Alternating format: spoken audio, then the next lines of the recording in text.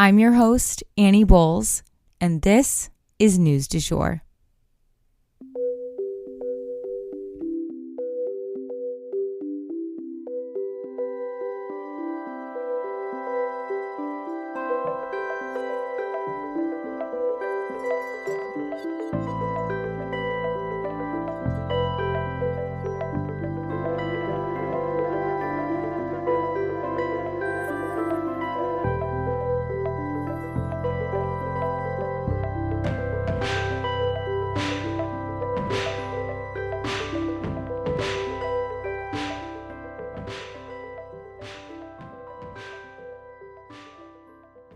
Hey everyone, and welcome back to the News du Jour, a calmer space to consume the news. So we are headed to California today for the entirety of the episode, from the Oscars to the impending weather situation, as well as a human smuggling operation gone wrong. Let's get into it.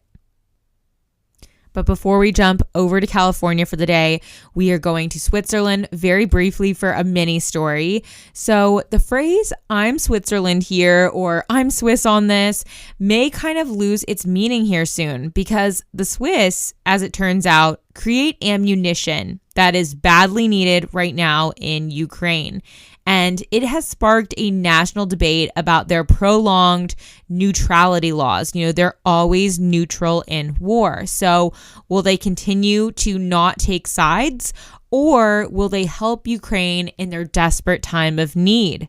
Only time will tell. We'll definitely keep you guys posted.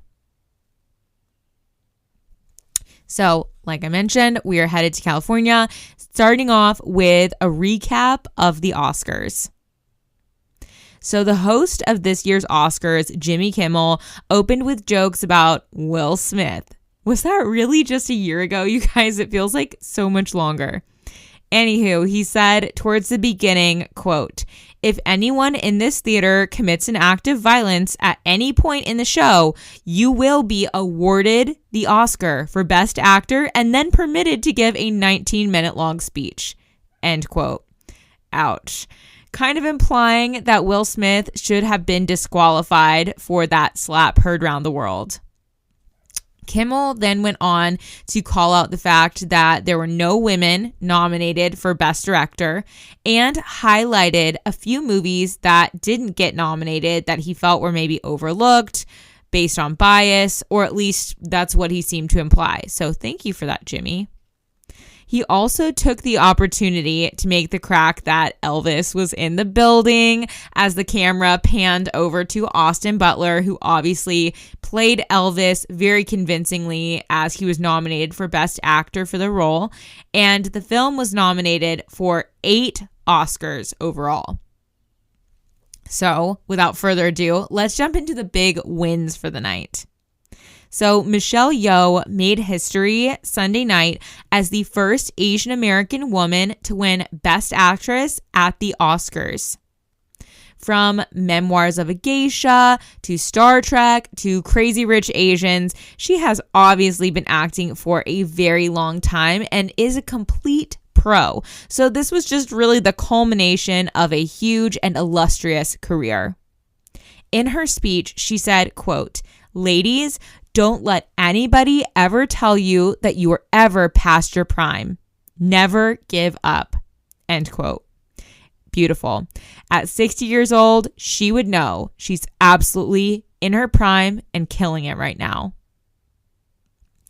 Everything, Everywhere, All at Once won Best Picture. So this is actually the film that Michelle Yeoh was in to earn her award. So they really cleaned up.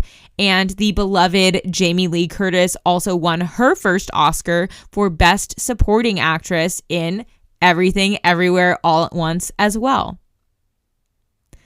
And Austin Butler lost to Brendan Fraser for The Whale. So Austin Butler, like I mentioned before, was nominated for his role in Elvis, but he did lose to a more seasoned actor. I think Austin Butler, I think we're going to see him on that stage eventually. So, you know, give him time. A man by the name of Ke Huy Quan won Best Supporting Actor. I actually am not familiar with his work, but his speech was incredibly moving, you guys. So I'm really excited to check out some of his movies now. But here's what he said. I just couldn't paraphrase this one. It's truly incredible. My journey started on a boat. I spent a year in a refugee camp. And somehow, I ended up here on Hollywood's biggest stage. They say stories like this only happen in the movies. I cannot believe it's happening to me. This is the American dream.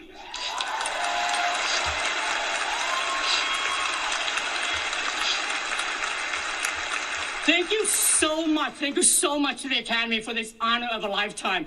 Thank you to my mom for the sacrifices she made to get me here. To my little brother, David, who calls me every day just to remind me to take good care of myself. I love you, brother. Thank you to Kendall for all your support and everything you've done. Thank you to A24, to Daniels, Jonathan, Jamie, Michelle, and my Goonies brother for life, Jeff Cohen.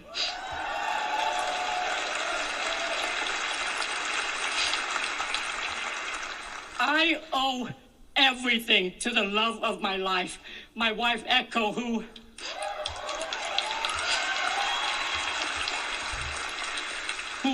month after month, year after year for 20 years told me that one day my time will come. Dreams are something you have to believe in. I almost gave up on mine. To all of you out there, please keep your dreams alive. So moving, am I right? And speaking of moving, the Navalny documentary won Best Documentary Film. And you guys know how I feel about Alexei Navalny, the person. So you can guess how I felt about the documentary winning an Oscar. It was very emotional. I cried. Here's a little clip from their team's very moving speech as well. And there's one person who couldn't be with us here tonight. Alexei Navalny, the leader of the Russian opposition,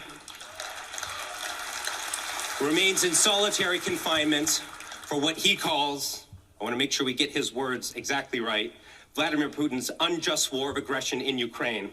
I would like to dedicate this award to Navalny, to all political prisoners around the world. Alexei, the world has not forgotten your vital message to us all. We must not be afraid to oppose dictators and authoritarianism wherever it rears its head. I want to invite Yulia to say a few quick remarks. Yulia?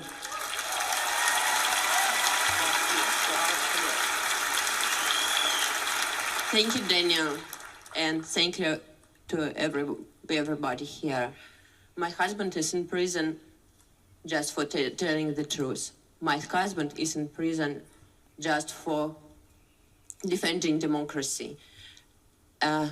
Alexei, I'm dreaming the day when you will be free and our country will be free. Stay strong, my love. Thank you. And I am crying again. It is just such an intense story. He has been through so much and he is so brave and so strong.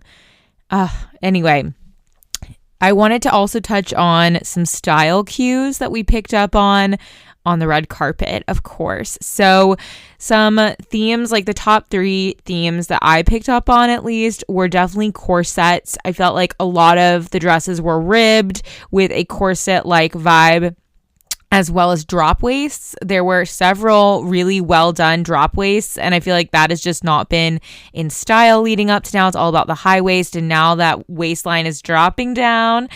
And then last but not least, micro tops were super, super popular. And what I mean by that is where it almost looks more like a bathing suit top or something like that. And that was represented in a lot of different ways. There were some that were more demure. And then if we head over to the after party, if you guys saw Hunter's dress, if you can call it that, I think it was more like a feather covering her breasts. anyway, that's definitely a micro top. That is what I'm talking about. So I would say corsets, drop waist, micro tops were dominating the red carpet, which actually was not red this year. It was beige. So fun fact there if you didn't watch.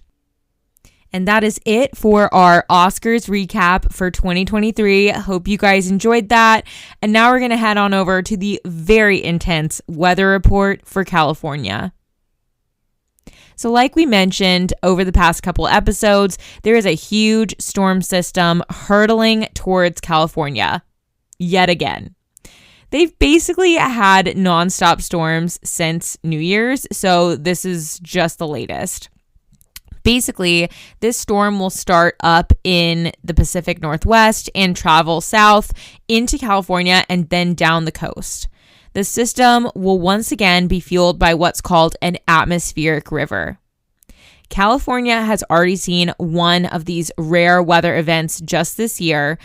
At the time that the first one hit, we covered basically like a deeper look into what the heck an atmospheric river really is. But basically just imagine like a river in the sky that is absolutely dumping water onto the ground below. It's really not like rain. It's more like when someone dumps a bucket of water on you. And that long river-like storm system, again, is long and thin, and it's going to be moving through an area just drenching the land. This causes, of course, flooding, flash flooding, mudslides, sinkholes, the works. And given that they've already had one atmospheric river this year and then a snowstorm, it's definitely expected that flooding is going to happen here. The ground is super saturated.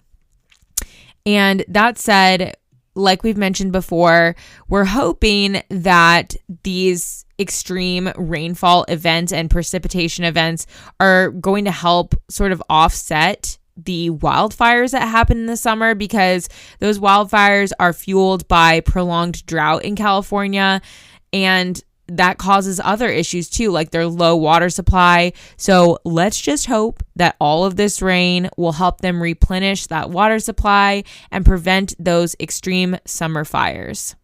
If you live in this area, Pacific Northwest and California, definitely take precautions and please stay safe. Next up for today, I do have to issue a content warning on this one. We're going to discuss human smuggling and deaths at sea. So 8 bodies have washed up on shore in San Diego, California. Evidence of a tragedy involving a human smuggling operation gone wrong. It was an eerie day, low-hanging fog, turning everything a misty gray.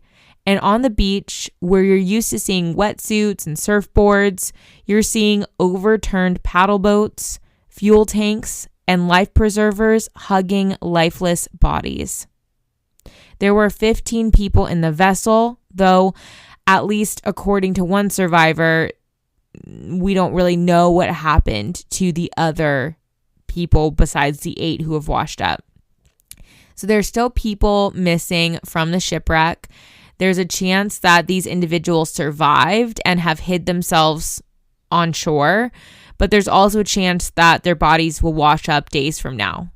Or there's a possibility that they've been pulled out to sea by riptides underwater and that no one is even going to know they went missing except for their loved ones who haven't heard from them. But the area that the bodies washed ashore is a dangerous one, even on a good day.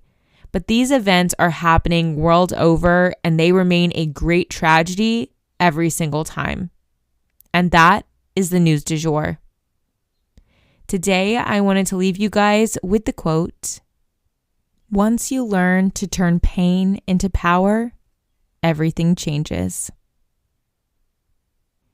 If you enjoyed this episode, please subscribe on whatever podcast platform you use to listen. A rate and review or shout out on social media would mean the world to us and help us be able to keep creating the news du jour.